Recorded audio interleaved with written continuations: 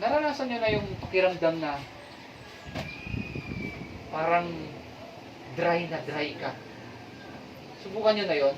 Parang walang silbi ang buhay ko. Subukan nyo na yon.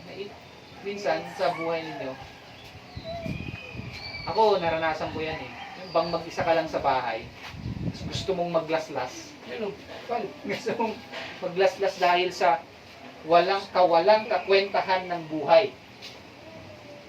Gusto mo nang tapusin yung buhay mo dahil iniisip mo na mas maganda pang mamatay na lang ako kaysa maranasan itong mga bagay na ito. Yan yung emptiness, mga kapatid. Pag wala ka kay Kristo. Pero salamat sa Panginoon dahil na kay Kristo tayo. Okay? Maranasan man natin ito, pero papalitan ng Panginoon yan ng everlasting na fullness. Kaya, hindi maintindihan ng mundo ito, mga kapatid, na masaya ka kahit naghihirap ka. Kasi busog ka sa Panginoon. Kita po natin, may ugnayan ka sa Diyos. May pananampalataya ka sa Diyos. May kapayapaan ka sa Diyos dahil nanalig ka sa Diyos. At dahil sa awa din ng Diyos sa iyo at nagbigay siya ng pananampalataya sa iyo. Gets po natin? Kasi nagtitiwala tayo doon sa kontrol ng Panginoon sa buhay natin. Kontrolado lahat ng Diyos eh. Alam ng Diyos ang pasikot-sikot ng buhay natin. Alam ng Diyos ang future natin. Alam ng Diyos na pupunta ka ngayon, Nay, dito sa simbahan. Alam ng Diyos na wala kang pamasahe ngayon, pagpuprovide siya, kaya ka nakapunta ngayon. Imagine, mga kapatid, hindi ko ma-express, walang salita na talagang na-express ko dun sa amazement na mayroon ako dun sa nangyari sa akin. Mga kapatid, I hope naiintindihan niyo ako, na-experience nyo na rin yan. Tipong walang-wala ka, hindi mo alam kung saan katatakbo, pero biglang sumunod ka lang sa akin. Sumunod ka lang sa akin. And dito sa Life Bridge, mga kapatid, ang puhunan natin, pananampalataya sa Panginoon. Ang paglilingkod natin sa Panginoon, ang puhunan, pananampalataya sa Diyos. Okay. Minsan, iisipin ng iba, hangal ka. Hangal ka. Tatawanan ka. Kasi pananampalataya sa pupunta yan. Okay. Nakakatanggap ka pa ng Iba't ibang salita. Ano po? Pero mga kapatid, laliman natin yung ating pananalig sa Diyos. Hindi po tayo nagtitiwala sa, yes, nandiyan lang yan, mga material na bagay. Pero hindi tayo magtitiwala doon. Ang tiwala natin sa Panginoon lamang, mga kapatid. Kaawa-awa ka kung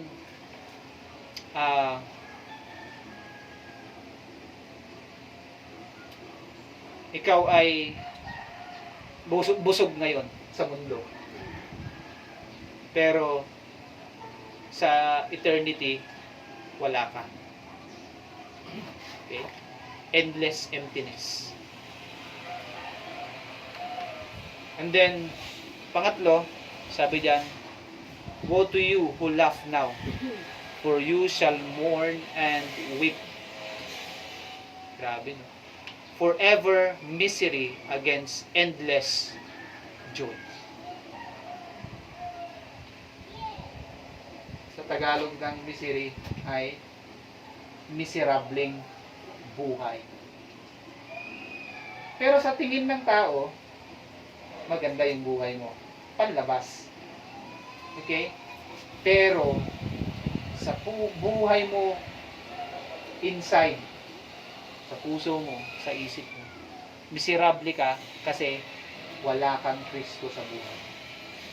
Wala kang Diyos sa buhay. Yun ang tunay na miserable. Okay? Hindi yung mahirap ka, isang kahig, isang tuka ka, kaawa-awa ka naman. Wala kang makain, kaawa-awa ka naman. Hindi yun, mga kapatid. Ang tunay na kaawa-awa, yung mga taong walang ugnayan kay Kristo. Yung mga taong wala pa sa kaharian ng Diyos. Kaya, nung nakita ng Diyos ang mga tao, nahabag siya. Alam niyo kung bakit? Hindi dahil mayaman sila. Hindi dahil mahirap sila. Kundi, mahirap na nga sila, wala pa silang ugnayan sa Diyos. Malayo pa sila sa Panginoon. Di ba dapat hindi tinitignan ng Panginoon yung yaman at saka mahirap? Ang tinitignan ng Diyos ay yung commitment mo sa Kanya. Ang tinitignan ng Panginoon ay yung pananampalataya mo sa Kanya. Mga kapatid, yaman ka nga, pero wala ka namang kapayapaan sa puso. Mahirap ka na, pero mas lalo ka pang mahirap kasi wala kang ugnayan kay Kristo. Mas maganda nang mahirap ka na mayroon kang ugnayan kay Kristo kaysa mayaman ka na wala kang ugnayan kay Kristo. Kapag kasumunod siya sa Panginoon, sabi ng Panginoon, ibenta mo yung kayamanan mo at sumunod ka sa akin. Nalungkot siya. Ito yung kalungkutan na sinasabi dito. Kaya iwan ang kayamanan. Kasi ayaw niyang iwan yung kanyang kayamanan. Yung idea po natin dito, woe to you now, to you who laugh now. Okay? Masaya ka ngayon. Pero, temporary lang yan. Hindi kagaya ng endless na joy sa Panginoon. Kasi ang joy natin hindi nakabase sa sitwasyon natin. Ang joy natin nakabase sa pananalig natin sa Diyos. Amen po? Kasi ang sitwasyon nagbabago. Pag nagbago, halimbawa may pera ka ngayon, masaya ka. Tama? Pag wala ka ng pera, malungkot ka na. Kasi nakabase ang iyong kasiyahan sa pera. Masaya ka ngayon dahil maganda ang damit mo. Kung nakabase ang kasiyahan mo sa forma mo, pag lumuma na yung damit mo, hindi ka na masaya. Tama? Pero kung joy mo ay nakabase sa ugnayan mo sa Panginoon, sa pagsunod mo sa Panginoon. Mga kapatid, endless yan. Medyo. Kahit anong mangyari sa buhay. Okay? Kaya kaawa-awa ka kapag ngayon, masaya ka dahil sa mga bagay-bagay na meron ka dito sa mundong ito. Yan ang kahihinatnan mo, mga kapatid. Forever misery. Kapag ikaw ay walang ugnayan sa Panginoon. And then lastly, human glory as opposed to divine exaltation. Human glory as opposed to divine exaltation. Sabi dito sa verse 26, woe to you when all people speak well of you, for so their fathers did to the false prophets. When all people speak well of you. Di ba yan ang gustong-gusto ng tao, mga kapatid? Di ba? Yung bang gustong-gusto mo na maganda yung sinasabi patungkol sa'yo. Yes. Yung ba, ang galing mo naman. Ang ganda mo naman. Ang pogi mo naman. Ang talino mo naman. Yan ang gustong-gusto ng tao, mga kapatid. Pinupuri.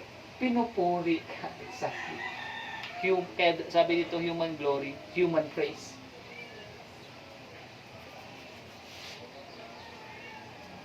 Yan ba ang gustong-gusto natin, mga kapatid? Ganyan ba tayo? Yan bang gustong-gusto natin na sabihan tayo ng maganda? Pagkapangit na, Ayaw natin. lumalaban na tayo. Gagalit tayo. Nagagalit na tayo. Di ba?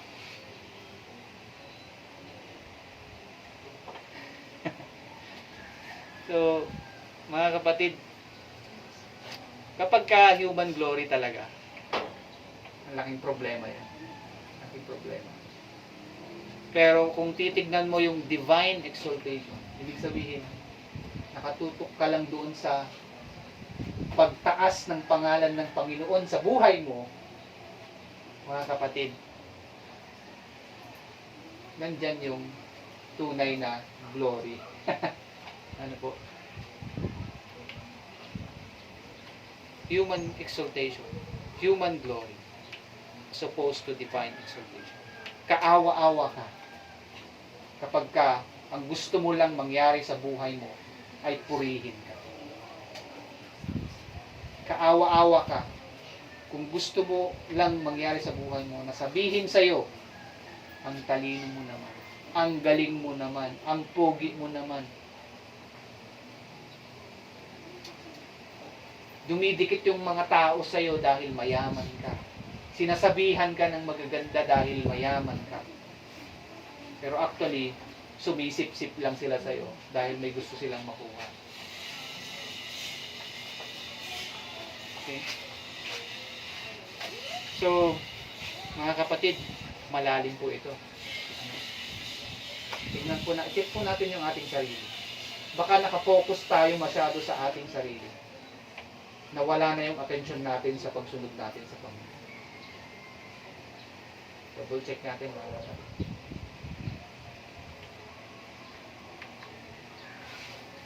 Ilang implications po. I-summarize ko lang po muna. Una ay ito ang woes sa mga sa mga kumbaga judgment ng Panginoon sa mga wala sa Panginoon. Gets po natin? Wala pa sa kaharian ng Diyos. Una, temporary comfort. Yes, may comfort ka ngayon. Pangalawa, endless emptiness. Pangatlo, forever misery. And then, yes, human glory, meron ka. Nakita ninyo yung dyan, parang sandwich. Dito, temporary comfort, ang ganda, no? Tapos yung sandwich niya, emptiness at saka misery. Tapos, yung isang side ay glory. Puro maganda yung sandwich. Nugget? Kasi yung palaman ay misery at saka emptiness. Kita ninyo, mga batid? Ang ganda, no? Actually, ngayon ko lang din nakita. Pero, ang galing, ano? Parang masarap yung, kasi nagpandesal kami kanina. Yung itlog, masarap, no? Palaman. Pero ito, puro pangit, yung lasa ng kinain mo. Kasi, misery at saka emptiness. Miserabling buhay at saka ano bang Tagalog natin ng emptiness? Parang walang wala. Ganun. Walang Walang emptiness. Emptiness.